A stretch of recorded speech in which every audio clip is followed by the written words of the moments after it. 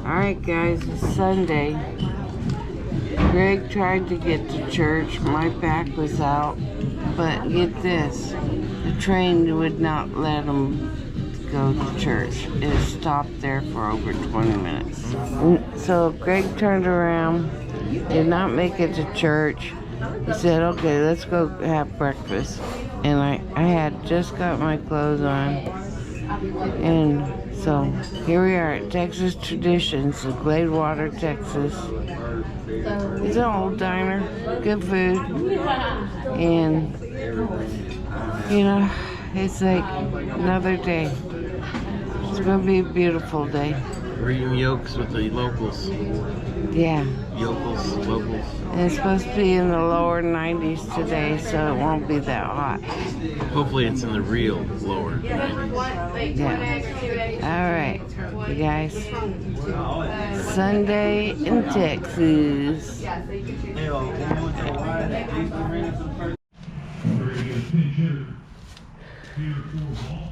Much better, guys.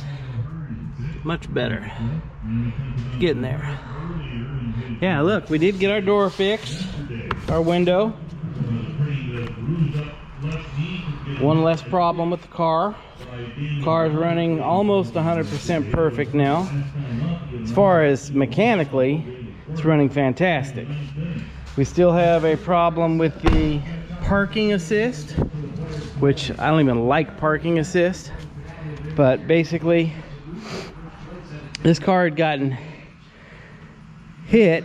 Well, I got in an accident. A drunk driver hit me, sideswiped the car. It wasn't my fault, so it didn't hurt me too bad with insurance, but they had to repaint this bumper. When they took the bumper off, they disconnected the parking assist, what do you call them, sensors, from this corner and from this corner. Now, basically what the parking assist does, when I put it in reverse and go to back up, it has two little lines like this go up on the screen, showing me where the left edge of the car is and the right edge of the car is, so when I'm backing up I don't bump into a car on the left or right of me. I think they're a nuisance because I don't need them. I can use the side view mirrors, so I didn't worry about it. So you know, I called the body shop and I told them that my parking assist isn't working, and they told me, oh yeah, well that's not our fault, that whoever had done work on the car before had siliconed them in rather than using the proper brackets. To which my thought was, no, I don't think you're right, because had that been the case, when you took it apart you would have let me know, and they were working fine when I brought it into the shop. But I wasn't going to make a major ordeal about it because I didn't really want the parking assist anyway. Well, when we bought the car, we only got one key fob. Then we found out, or Janet wants a key fob too, so we went to get a key fob for Janet, and they said, oh yeah, we can give you the key fob and set everything up, but if there's any lights that come on your dashboard, then we won't be able to program the key fob. Well, the parking assist light comes on the dashboard, so we have to get it fixed.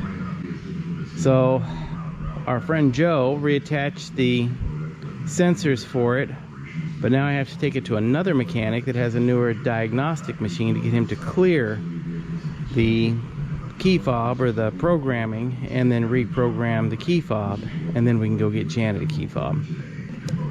It never ends. I swear they put more computer stuff on cars today that people don't need, and I think the only reason they do it is because they know they can make money off of it. If they couldn't make money off of this, repairing all these little minor problems, they wouldn't put them in the cars. So anyhow, and it's a useless addition to the car anyway. I mean, who needs that? The backup camera still works fine. I can still see what's behind me when I'm backing up. I just don't have the two little lines on the sides and the line that beeps before I bump into anything, which, you know, if you're backing up and you have a camera and you're looking at the camera, at the monitor, how can you back up into anything anyway? You see it right there in front of you. Anyhow, Take it easy, guys. Alright guys, still Sunday. I came out here just to pull a little bit of the weeds and stuff out here at the garden. And looky, I got watermelon. That's one. But Greg pointed out he saw two little ones over here. But I was pulling out the vines from up here. And looky, looky, looky. Looky, looky. I got this one too. I almost stepped on it. Oh my gosh, you guys, it's about the size of the softball. Oh my gosh, I got watermelon growing. I am thrilled. I'm thrilled. My okra's been doing good. And the grapevine's doing good. Squash is being ate up. Peas and green beans were ate up by bugs. But, see, we got little watermelons growing. A few little ones. But, that's cool. Those are the seeds I saved from just a regular watermelon, okay?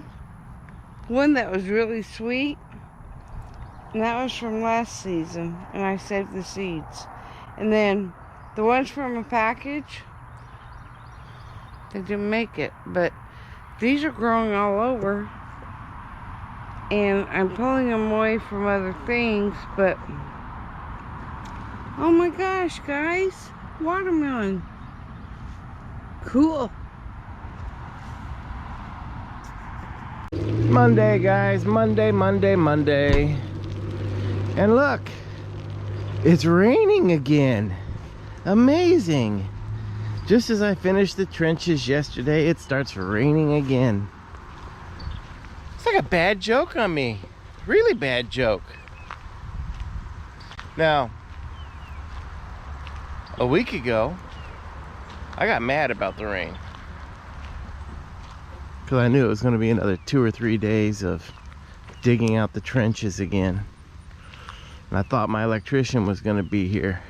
Well, he's supposed to be back in town today. We'll see.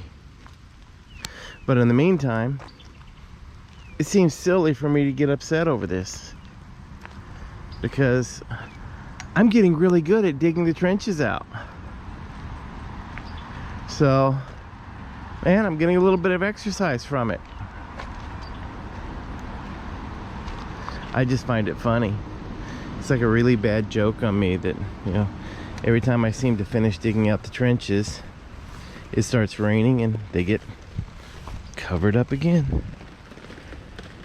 That's not as bad as I thought it would be. So that's good. We shall see. Okay, gang, this is the H-frame that I've been talking about that I had to make, and I was so enthralled with making this thing that I didn't film it.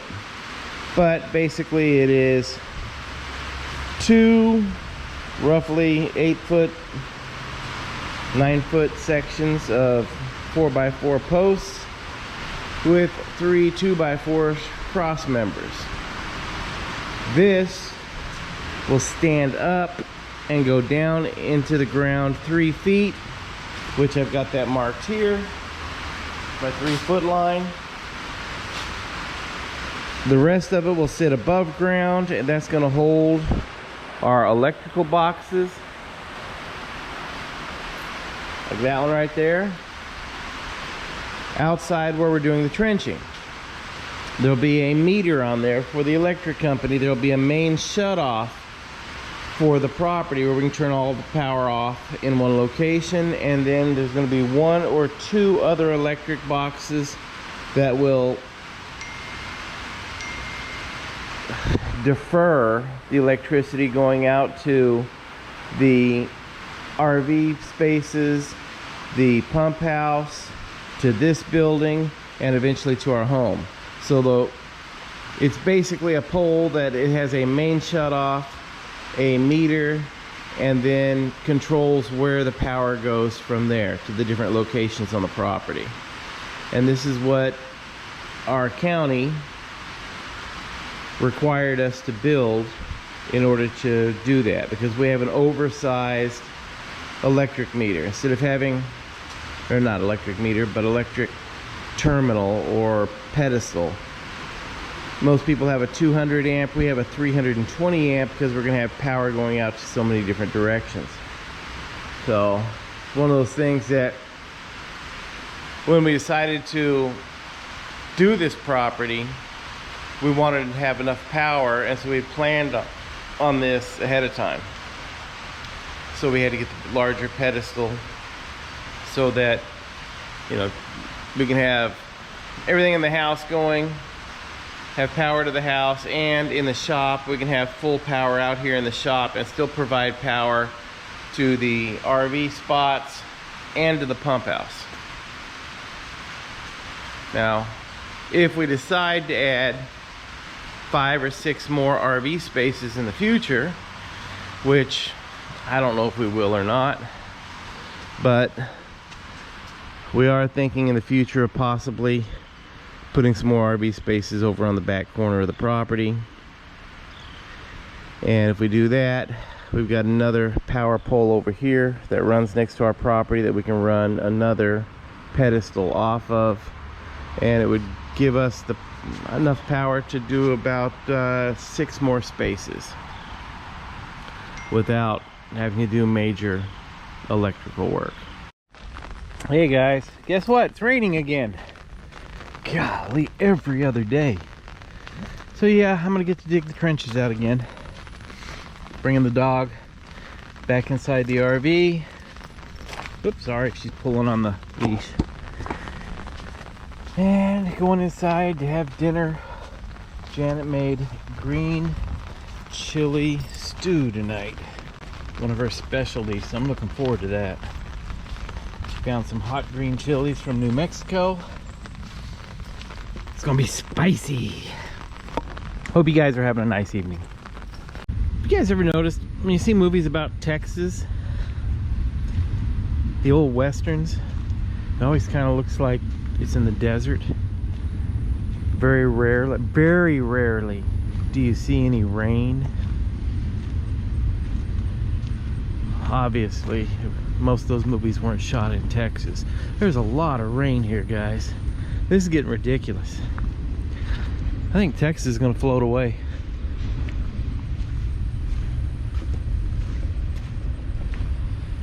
Tired of the rain. I am really tired of the rain.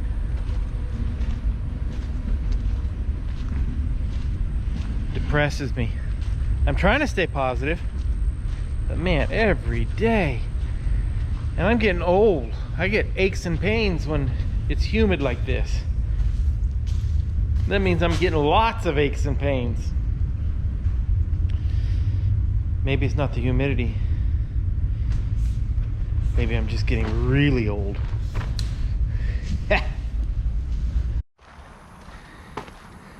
Tuesday, guys, morning. Rained again, of course. Supposed to rain here in about another hour again. And I'm going to be measuring from the pedestal, which is out at the road, which is our main terminal for our electric power, to where our H-frame is going to go over here, so I can give the electrician a rough estimate of how much cable we're going to need to run that. I don't want to order too much or too little. I don't mind having, 10 feet extra, but this cable that we're going to be ordering about 1.5 years ago was like $1.78 a foot. Well, now it's going for almost $4 a foot. Inflation. So I want to try to keep it cost down as much as I can, because I think I'm going to need around 100 feet. So 10 extra feet 40 bucks.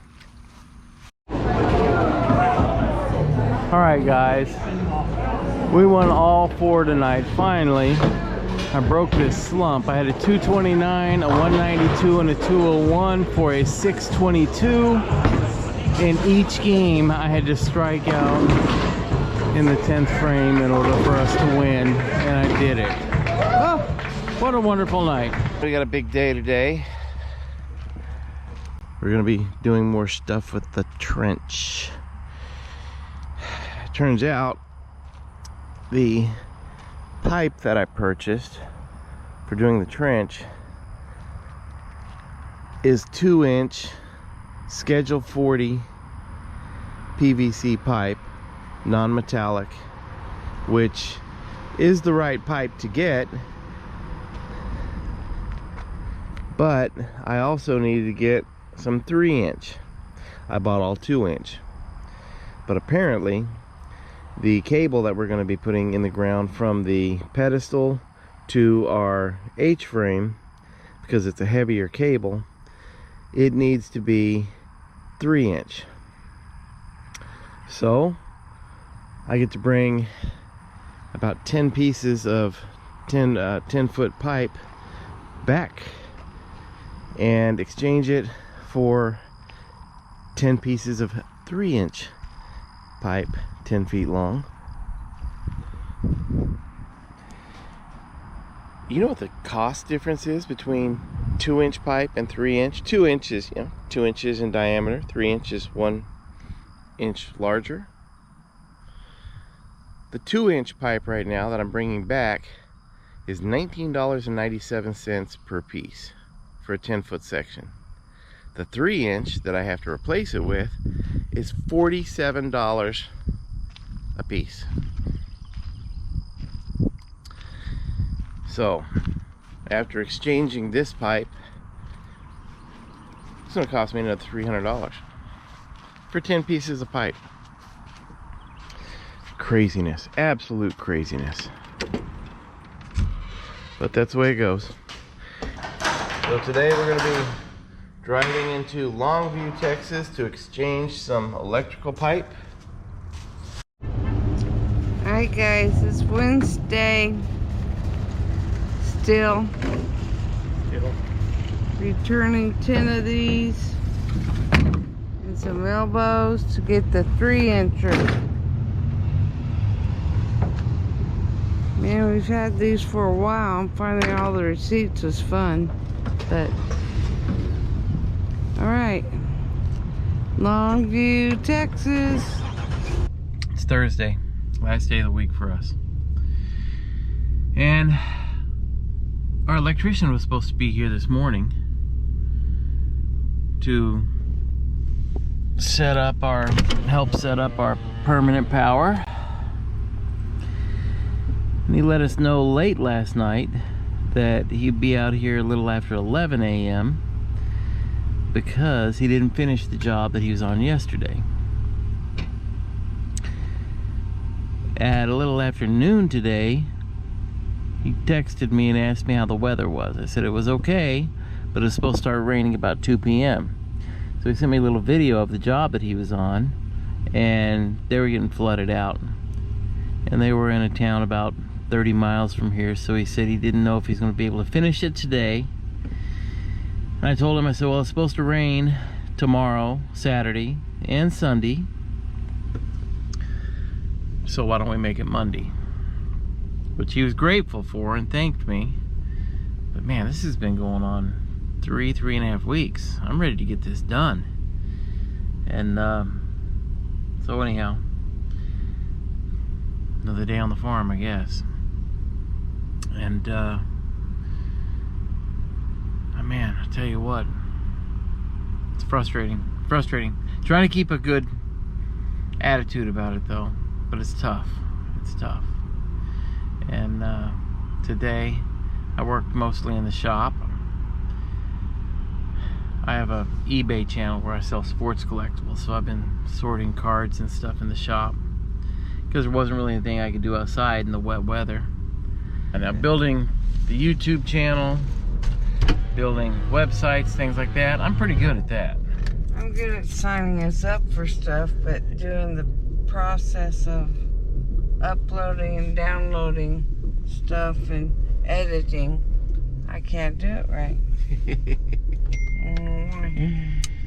So, and we operate off of a Mac, iMac, Yeah. which is totally different than, you know, PC. So, and we had a PC for years and years. Now we've had our iMac for about 8 years, and we're still trying to figure it out. It's just so much different than a PC. Back again, guys, about 45 seconds after we last spoke to you. You'll notice I'm in the passenger seat now. Yeah. Since we moved out to the country, and I'm doing more works on our property and not being inside so much, I tend to leave my wallet. I don't like carrying my wallet around with me when I'm working on the property, because I have dropped it before, and in some high grass fell out of my pocket, and I got to spend 45 minutes looking for it. I left some keys somewhere, and I swear they're in there. Yeah. On our property somewhere. So that stuff happens, so I tend not to carry my wallet if I don't have to. We got a block away from our property, and I realized, oh, I don't have my wallet, Jan. You better drive. So, and even though we're only going 4 miles to get a snack, I thought it's better if I don't. So, my little chauffeur is driving me again. That's the way life is in the country, folks. You get her done one way or another, right?